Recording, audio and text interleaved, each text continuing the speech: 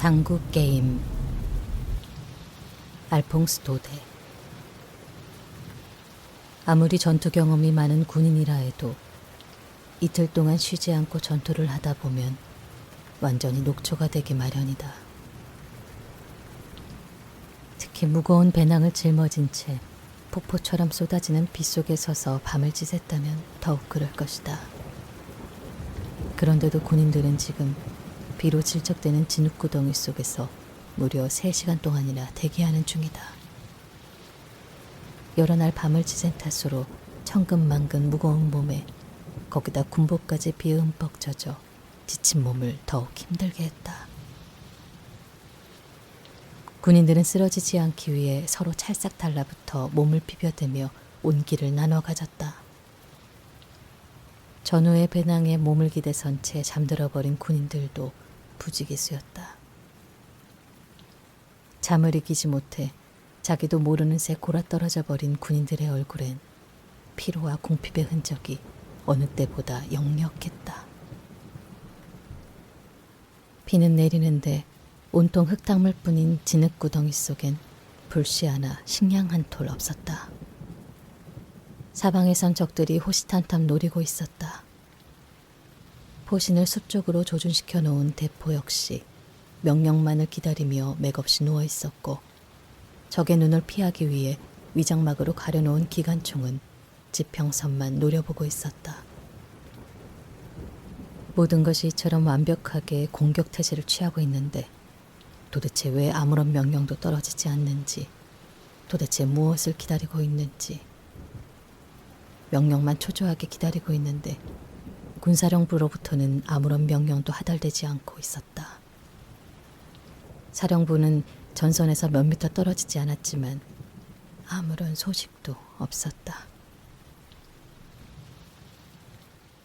사령부가 들어서 있는 루이 13세 양식의 아름다운 대저택은 언덕 중턱쯤에 서 있었는데 비에 말끔히 씻겨진 탓인지 붉은색 벽돌의 대저택은 반짝반짝 빛을 발하고 있었다.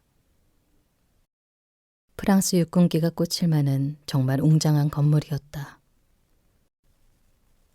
거울처럼 반짝이는 연못 위에서는 백조들이 유유히 논일고 있었으며 탑 모양의 커다란 지붕 아래서는 황급빛 공작과 꿩들이 날개를 펴고 맵시를 뽐내거나 아름답게 울어대고 있었다. 대저택 어디에서도 전쟁으로 인한 파괴나 황폐한 흔적은 찾아볼 수 없었다. 정원의 꽃들 중 짓밟히거나 시들어버린 것은 한 송이도 없었으며 말로 설명할 수 없는 아름다운 장관을 뽐내고 있었다. 정원의 숲도 잘 다듬어져 있고 시원한 그늘을 들이고 있는 가로수길 역시 고요하기만 한데 바로 옆이 전쟁터라고 누가 감히 상상이나 할 수 있겠는가. 저택을 둘러싼 풍경은 그저 평화롭기만 했다. 지붕 꼭대기에서 펄럭이는 깃발과 현관문 앞에 버티고 서 있는 보초병만 없었다면 바로 그곳에 군사령부가 있으리라고는 그 누구도 짐작조차 하지 못했을 것이다. 현관 쪽으로 나 있는 식당 창문 너머로 반쯤 치워진 식탁이 보였다. 마개를 딴 술병과 지저분한 술잔들이 식탁보 위에 널브러져 있는 것으로 보아 방금 전 식사를 끝낸 모양이다. 식객들은 이미 자리를 뜨고 없었다. 그러나 바로 옆방에서는 왁자지껄 큰 소리로 떠드는 소리들과 와 하고 터지는 웃음소리, 당구공 굴러가는 소리, 쨍그랑하고 술잔 부리치는 소리들이 시끄럽게 들려왔다. 군사령관이 이제 막 당구 게임을 시작한 것이다. 군대가 명령을 기다리고 있는 것도 바로 그 때문이었다. 일단 사령관이 당구 게임을 시작한 이상 하늘이 무너진다 해도 그에게 게임을 그만두도록 할 수 있는 것은 이 세상에 아무것도 없었다. 당구라면 사족을 못 쓰는 게 사령관의 유일한 취미였기 때문이다. 마치 전투가 막 시작하기라도 한 것처럼 그는 아주 진지하고 결연한 표정으로 당구대 앞에 섰다. 완벽한 제복 차림에 가슴에는 훈장들을 덕지덕지 붙인 모습이다. 간단히 식사도 하고 럼주도 한 잔 마셨겠다. 거기다 당구 게임에 대한 흥분까지 더해져 사령관의 기분은 한껏 고조되었다. 두 눈에선 불꽃이 튀고 광대뼈는 붉게 홍조를 띄었다. 그의 주변에 포진해 있는 부관들은 사령관이 샷을 날릴 때마다 경의와 찬사의 감탄사를 연발했다. 사령관이 한 점 올릴 때마다 득달같이 점수판으로 달려갔으며 사령관이 마실 것을 원하면 누구보다 먼저 럼주를 갖다 바치려고 서로 다투었다.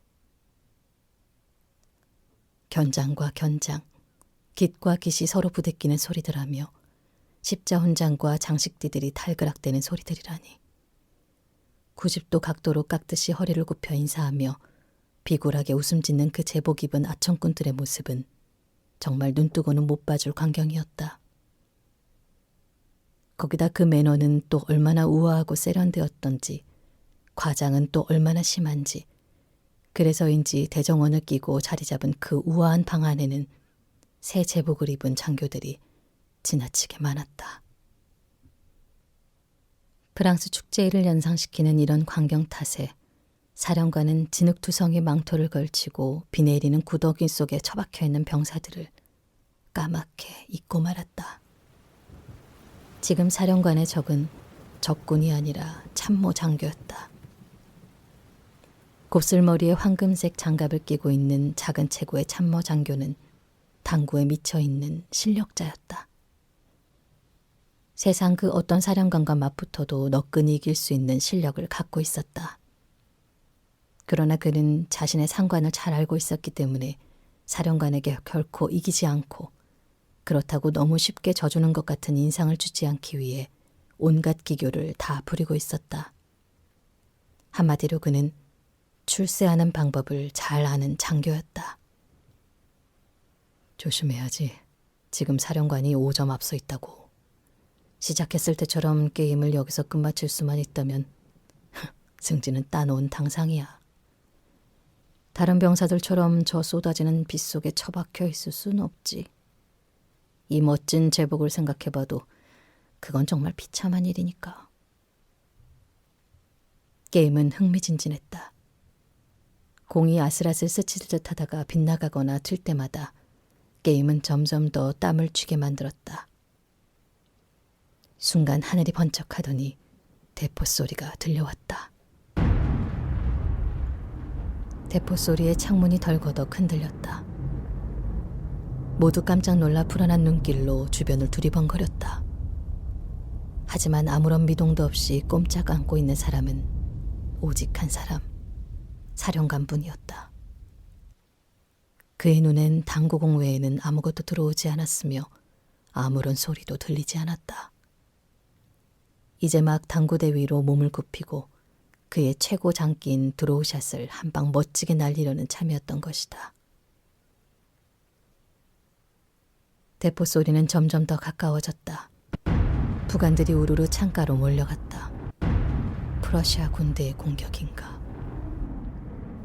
내버려둬. 사령관이 큐대에 초크질하며 소리질렀다. 대령, 이제 자네 차례야. 참모장교는 입에 침이 마르도록 사령관의 드로우샷을 칭찬했다.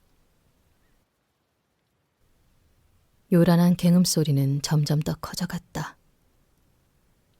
기관총 소리에 쾅하고 터지는 대포 소리, 연발 기관총 소리가 뒤섞인 소리였다.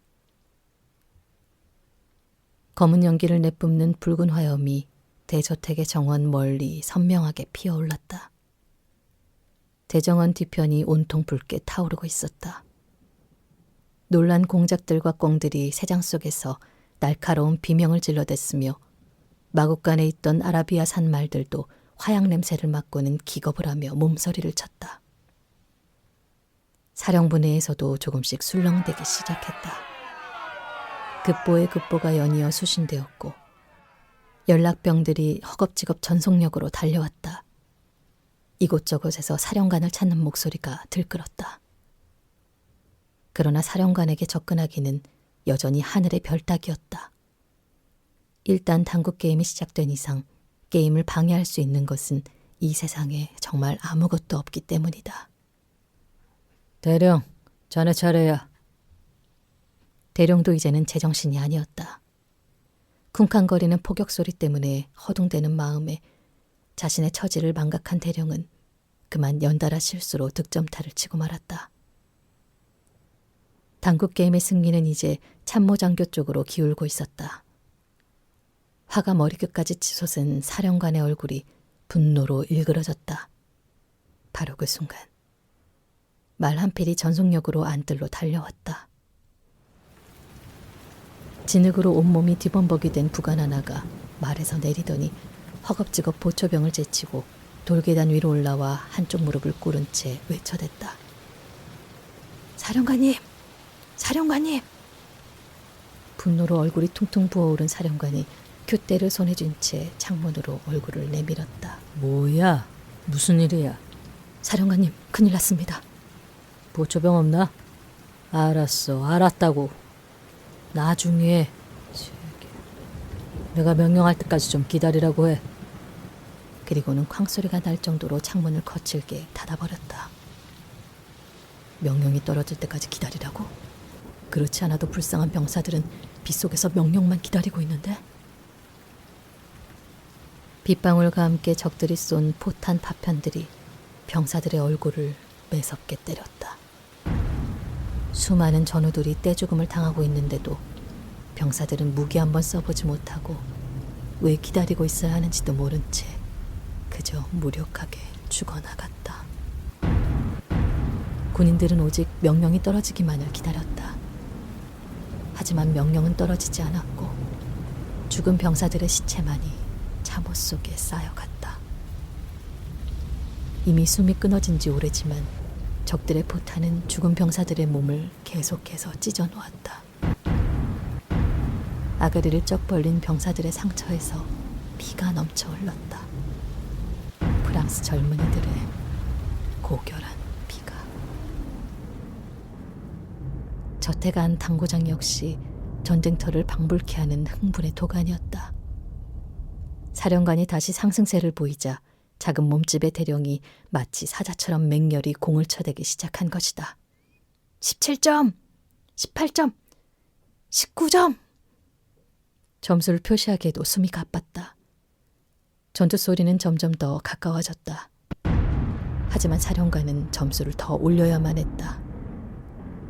포탄은 이제 사령부 앞마당까지 떨어지고 있었다.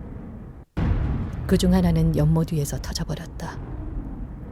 투명하게 반짝이던 수면 위로 순식간에 핏물이 번져나갔고 놀란 백조들은 피 묻은 깃털들이 소용돌이치는 한가운데서 살기 위해 처절하게 헤엄쳤다. 당국 게임은 이제 마지막 샷을 남겨놓고 있었다. 순간 죽음 같은 정적이 몰려왔다.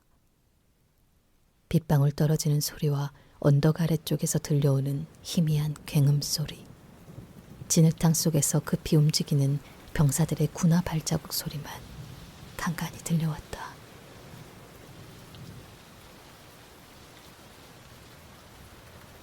군대는 참패를 당했고 사령관은 드디어 당국 게임에서 이겼다.